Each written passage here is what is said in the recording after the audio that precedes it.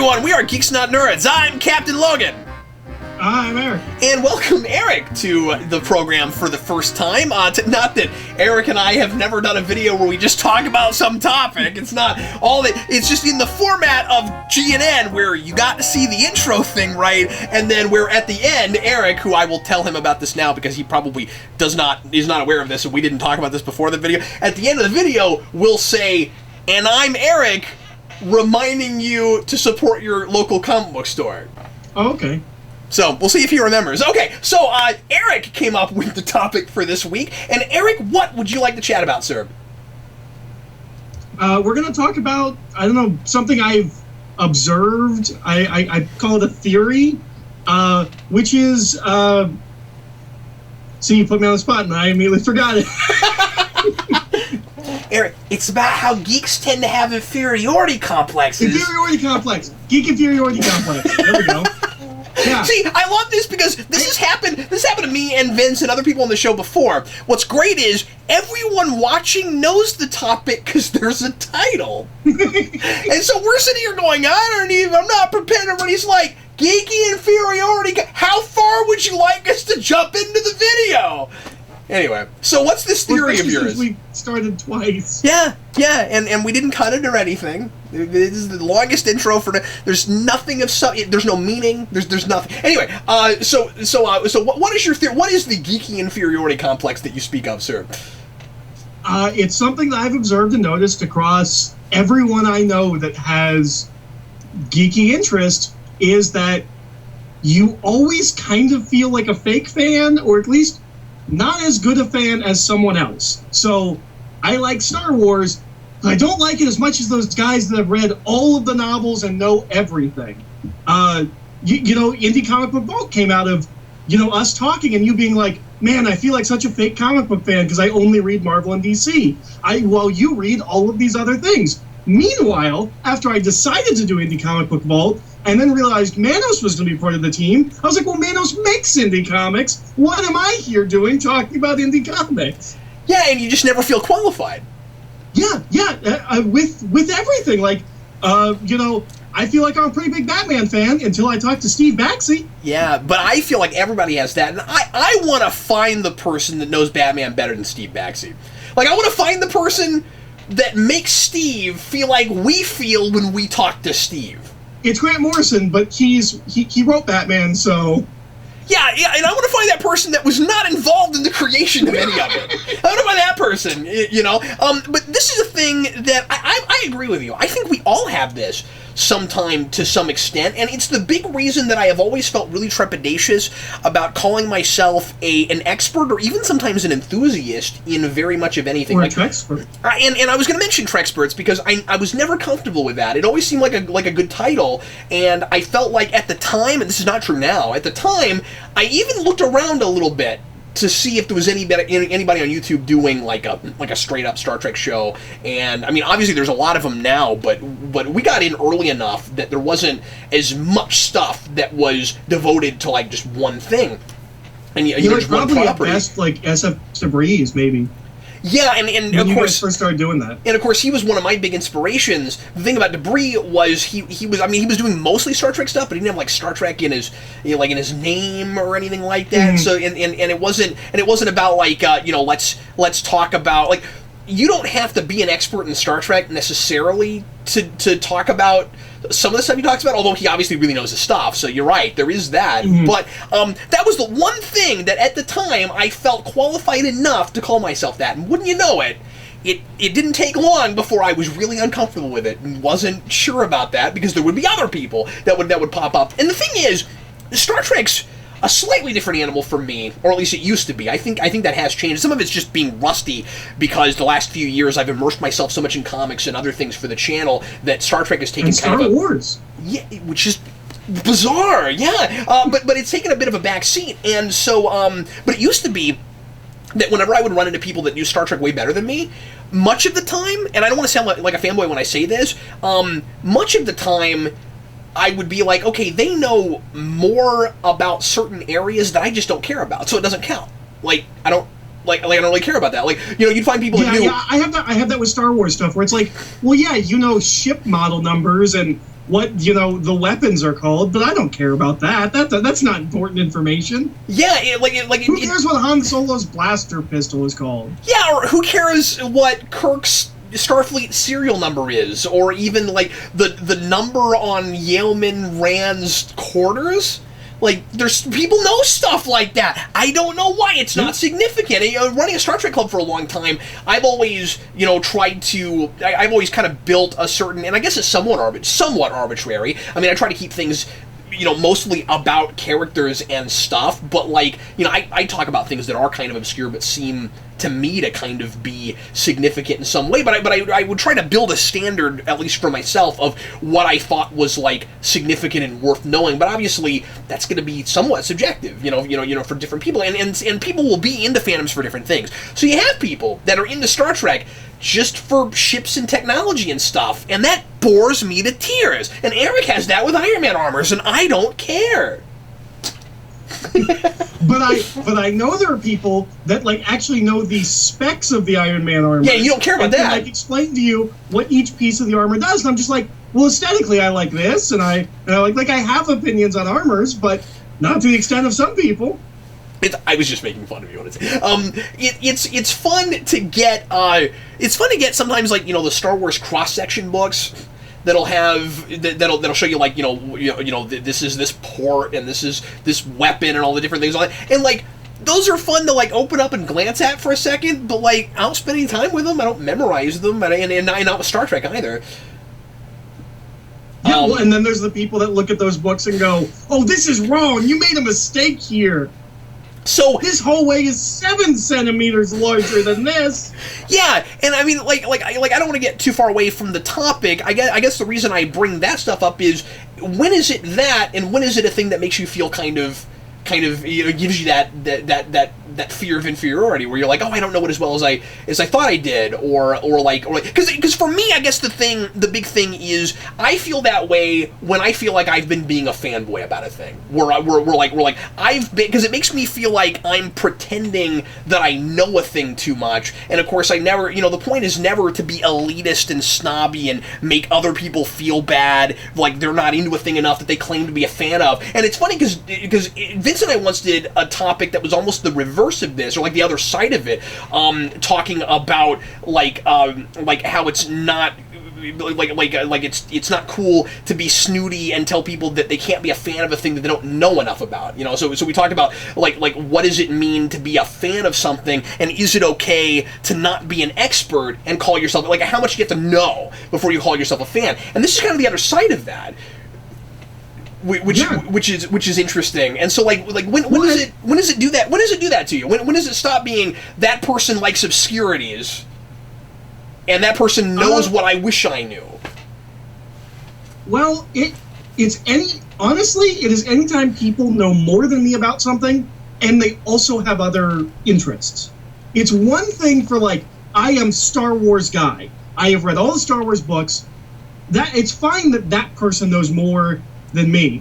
It's anytime someone is I like as many different things as you do, but I also know more about a lot of them than you do. That's really where it gets me, or it's something where I feel comfortable with, yeah, I know Batman. I feel like I can talk intelligently about Batman. And then I talk to Steve Baxi and I'm like, I really shouldn't say anything about Batman because I haven't read enough to form a real opinion on the character. Yeah, and the thing is with Steve, and I don't want to make this whole video about Steve, because he's not here to defend himself, but, and I hope he's watching, but with somebody like Steve, how much of it is, and I think I know the answer to this with this particular case, but how much of it is how much he knows, and how much of it is his attitude and the fact that he has distinctly different opinions than you sometimes? But then is it that those opinions are informed by reading a lot more than you, and that's clearly, the case. And I think with Steve, it is that maybe I would. It's well, I feel this way, and he's like, well, Batman 362 disagrees. Not that he says that off, meanly, but that kind of thing where it's oh, well, you just haven't read this thing, and you're like, no, I haven't read that thing. Yeah, he has an entirely different perspective, not entirely, but he has a very different perspective on that character and facets of it and different characters in that than I do. because he just knows more. So it's a it's affected his outlook on it differently. And it's tough talking to a person like that about these things and thinking about those things on your own when you're reading things, because you find yourself going, well, I don't know if my opinion is valid because I know my opinion would be different if I was more informed. But then it's a matter of taking the time and having the money and all of that to have a more refined opinion, and then you start feeling like you shouldn't even go on YouTube and talk about it. But then the important thing, for me, at least with what I do, and of course it's kind of different when you do this versus just being a fan. I mean, this is just, my unique perspective, but like in position. But like for me, I've learned over the years that it's as much about, doing this job is as much about learning about the thing as it is about, imparting information and giving an opinion. And so I think it's okay for your opinion to change and grow even as you're telling people what it is. Yeah. Well, I think really the crux of it is when you feel comfortable with something and then you realize that someone knows, or a bunch of people know way more than you. Like, I have no problem with the fact that Dustin, Duke of Loops, he's my go-to guy for Doctor Who because I know he knows everything about Doctor Who. I'm a casual Doctor Who fan. Like, that doesn't bother me. But, even when I decided to do Indie Comic Vault, I was just like, I know people are going to watch this and be like, well, these aren't really indie comics. These are just these are IDW and Image comics. They're not indie comics. Dig deeper, Eric. Dig deeper. Yeah. It's that rabbit hole of where you just listen to podcasts and like people talk about comics. I'm like, I haven't even heard of these publishers. Like, and it makes me feel like lesser. Like, well, they know about them and they have opinions about these things, and I don't even know it exists. I think for me personally, the one I get most often is comics talking to you and comics talking to Steve. Like that is the big one. My favorite one is the Avengers commentary where Dan and I mention the Sanctum Sanctorum, and you're like, "What's that?" I know, and I felt really embarrassed about it, but I don't know Doctor Strange, and of course, here this time next year, the Sanctum Sanctorum is likely to be like the Fortress of Solitude so badly. Oh yeah, it's gonna be the Fortress of Solitude, and everybody's gonna think I'm an idiot, and I'm gonna be like, okay, just remember where you were when I made that commentary, and tell me you knew what the heck that was. And we're like this, of course, with a whole bunch of things that are getting popular now. But I mean, like, as a comic fan, as opposed to just a like I feel like if I wasn't reviewing comics and I was just the superhero movie guy, I could get away with it better. Mm-hmm. But I had to get on as also a comic person. And see, what some people might not know about me is that the channel has been a crash course in comics. Like, I grew up with comics and I had a collection, but I never read current until about 2009. And so I had so much catch-up to do and stuff, and I like I said, I don't tout myself up as an expert, so I don't mind talking about things that I don't know, that I'm not, an expert in and don't know super well. I'll just tell you what I do know, and I'm not going to pretend like I know more than I do. But sometimes I feel accidentally like I'm pretending like I know more than I do, and I don't mean to do that. I feel like that. Do you? Yeah, especially as more obscure things like rise up, like, Squirrel Girl's a really popular character now. I know Squirrel Girl from, like, gag things in Wizard magazine. That's not a character I've actually experienced or read or have knowledge of. So, like, now that she's really popular, like, it's weird where, like, I'm like, well, this isn't something that I really know about. This is something that, like, I kind of know from a couple of articles from Wizard magazine. Or when Guardians became really popular. And, like, I felt like I certainly have an opinion on this movie, but I almost felt underqualified because I'm not Cosmic Marvel guy. Like, I was like, really, somebody else should be talking about this movie because I don't really know that much about Ronan the Accuser or the Krees and the Skrulls. Yeah, and, like, I wouldn't have had an opinion on Malekith if I hadn't just read Simonson. And so, like, it's interesting how this affects your perspective on stuff. Where, like, you know, I went to that movie, and I don't know if I would have liked because you know, I don't think Thor: The Dark World is that good. I don't know if I would. Well, I didn't like Malekith, and I didn't read the Silence and Issues. So. Yeah, fair enough. But I mean, I don't know that I would have had as much of an opinion on that, especially given that we had already had some kind of two-dimensional throwaway wooden Marvel bad guys. But that's neither here nor there, I guess. The real point I want to make is that it's interesting how this affects how your perspective gets affected. And this is going to sound dumb because it'll sound obvious, but I have a point to make. When like reading more or watching more of a thing that you thought you knew pretty well. For instance, I had to do Spawn Year before I realized how not good Spawn is, and of course I've talked about that a lot. But the thing is, I was the only person I knew who read Spawn, really, for the longest time, so I would talk to people about Spawn, and I would sound like an expert. But I'd only read like 50 issues, and it had been a really long time. But you are a Spawn expert now.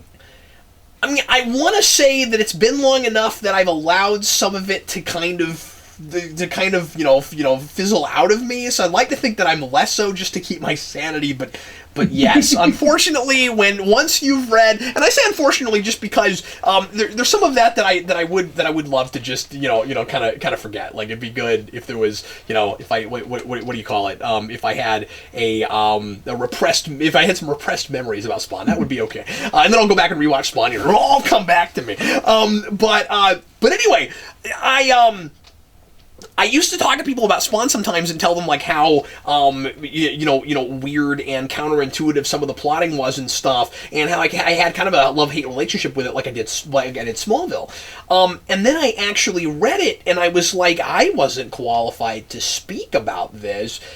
And then I realized that, like, I probably wouldn't have even done Spawn Year if I'd known just how nonsensical it was. So it's weird because you can't really know. And again, this sounds obvious, but it's a thing that I think, doesn't occur to us a lot of the time.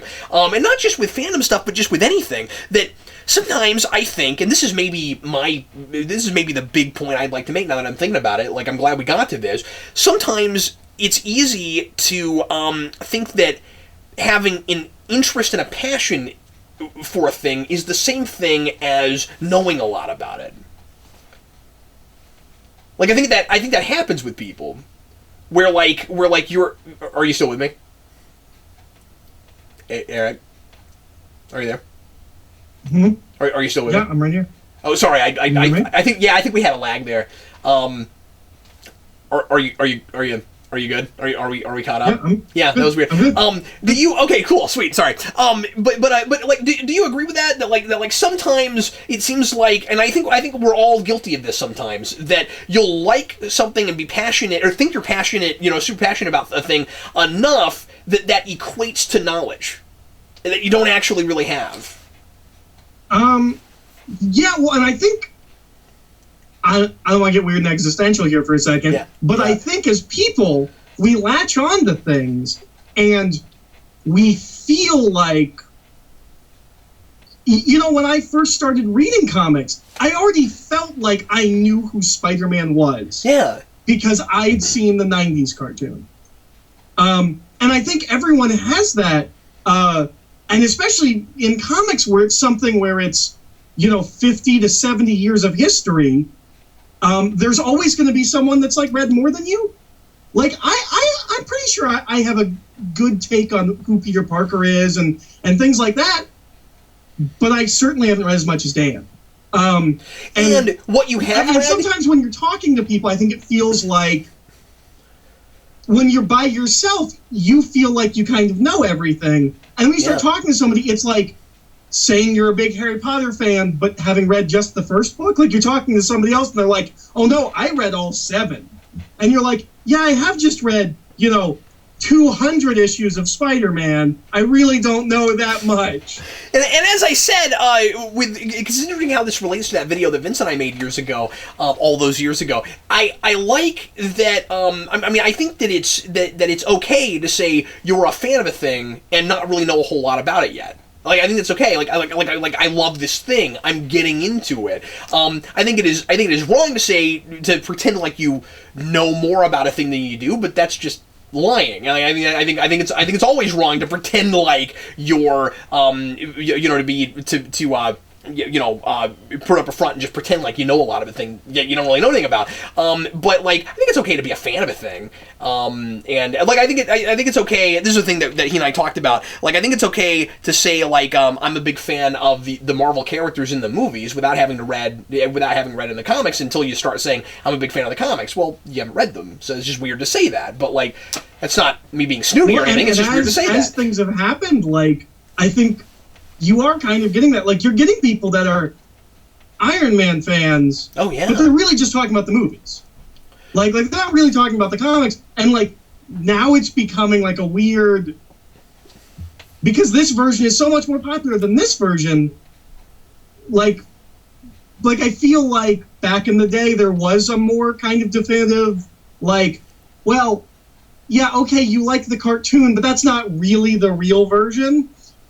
Whereas now it's getting so much more complicated to really judge someone's fandom. And again, I don't like to try to judge that. I think it's just a matter of, like, being accurate and not acting, elitist about a thing. Like, if somebody, like, for whatever reason, like, really loved that cartoon show and said they were a big fan of that, like, I don't see a problem with that. I'm a big fan of Iron Man. Oh, what do you like? The cartoon show. That's the thing I'm a fan of. I haven't looked at anything else, but I'm in love with that show, and I bought Iron Man things because I wear T-shirts and because I like that show. That's fine. I mean, like, how many of us had that with X-Men? I mean, it was the longest time before I ever picked up an X-Men comic, but I watched that show. Both X-Men and Spider-Man. Yeah. And I think, and what's really interesting is when we're talking about Spider-Man, probably a little bit quicker than X-Men. Like, I probably got into Spider-Man comics a little bit faster. I would make the argument that Batman is so popular that you could almost, hear me out, you could almost say you're a Batman fan and have never even seen anything. Like, lagging.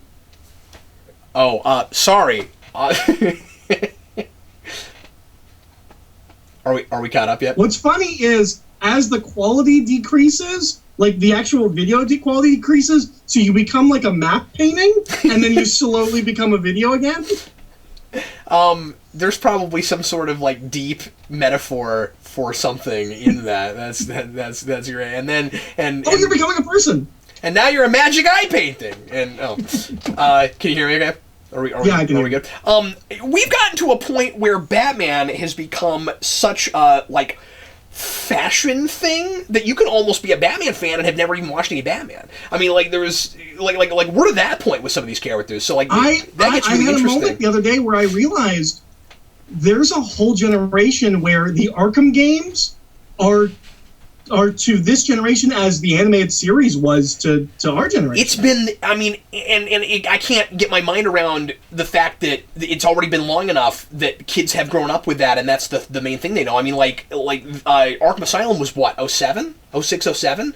And it doesn't feel that long ago to me, but you're right. You got this whole generation that's their Batman. And I mean, I love the Arkham Batman. I mean, that's one of my favorite Batmans now too. But like, but yeah, that's absolutely fascinating. And you wonder, if some of those folks ever have this, where, like, that's all they know, and then they talk to somebody and they're like, well, here's why Hush is interesting in the comics.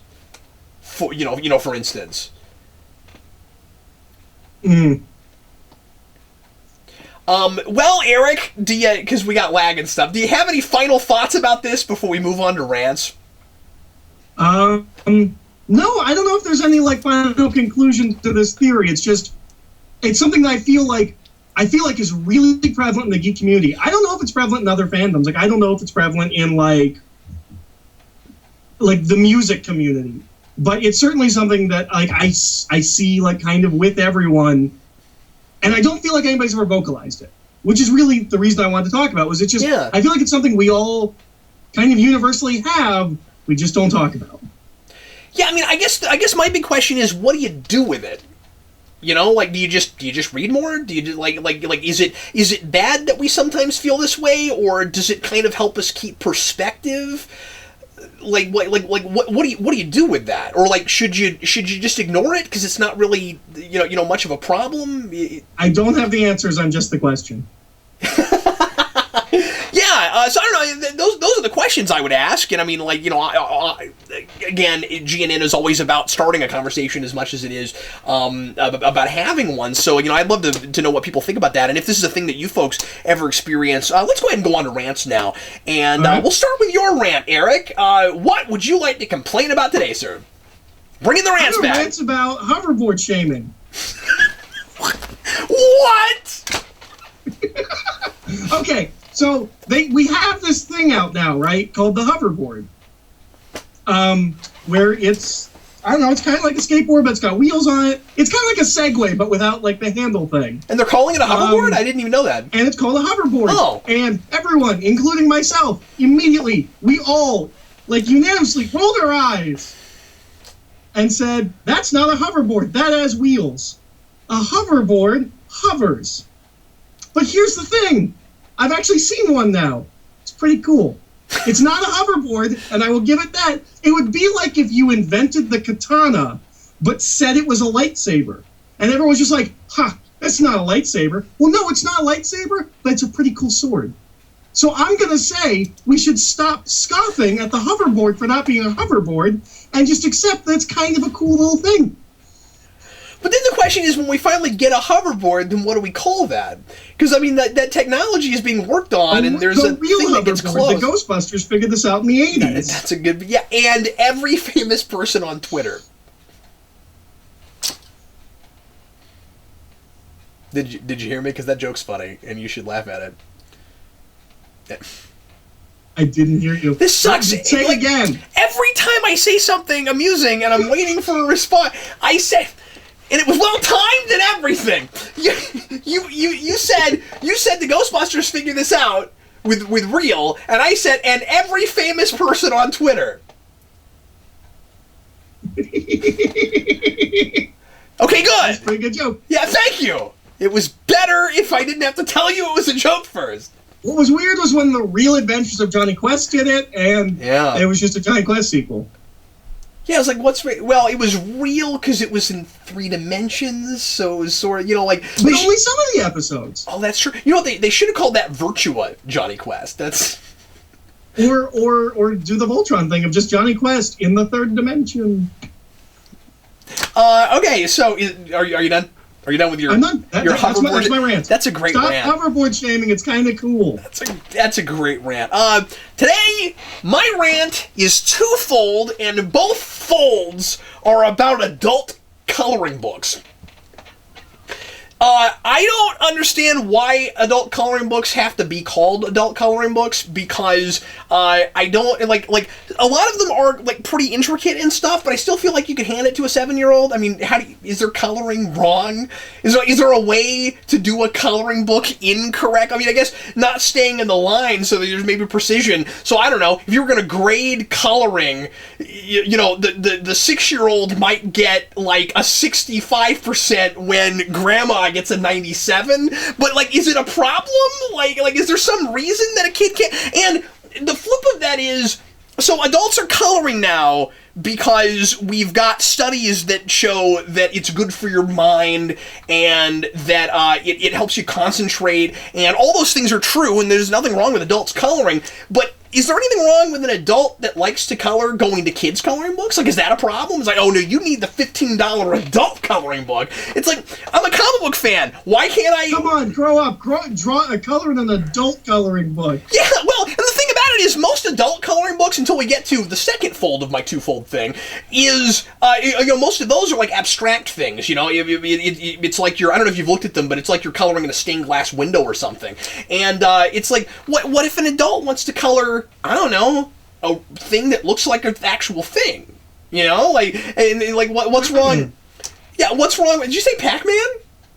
I said Batman. Oh, I thought what if the adult wants to color Batman? The first he doesn't want a simplistic kid's drawing that he has to color. I totally thought that he wants a Jim Lee drawing of Batman kicking somebody's teeth out. Okay, well, that's actually part of it. I love that you said Jim Lee, because that segues directly into my second fold, Eric. But before I say that, I just want to say that I really wish you had said Pac-Man, because just the idea that the first thing that would come to your head is a Batman coloring book is amazing. But I'm just saying that, isn't it okay for anybody to color anything they want to? And it's like we had to call it a thing so that we could, like, create this new new market, and so that we could like hike up the prices of coloring books. And I get it, like adult coloring books have like a more sophisticated presentation, and they're a little bit more expensive to produce, and like I get that, but we are kind of hiking the price up a little bit. Like Crayola has gotten their hands in this so that they can try to sell things to adults now. And I don't think there's anything wrong with that necessarily, but I don't know that the prices. I don't know that you need to charge $15 for a coloring book. That's kind of a thing. But anyway, the second part of this, I mean, I could have split this into 2 rants, but I thought it would be weird to be continued. More coloring book rant.